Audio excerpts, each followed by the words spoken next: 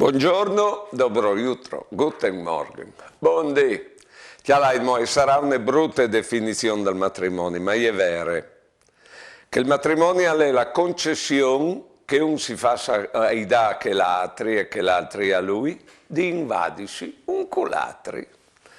E allora succede anche che l'antindevante vita del matrimonio è la femmina che chiappa la volta sempre di più all'uomo.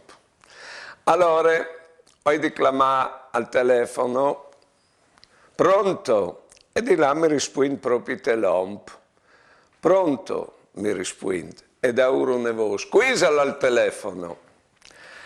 Io ho cercato di spiegare a chi lavoro che domandavi. E tu senti che ha tre voci da ora che dice che la di rispondimi.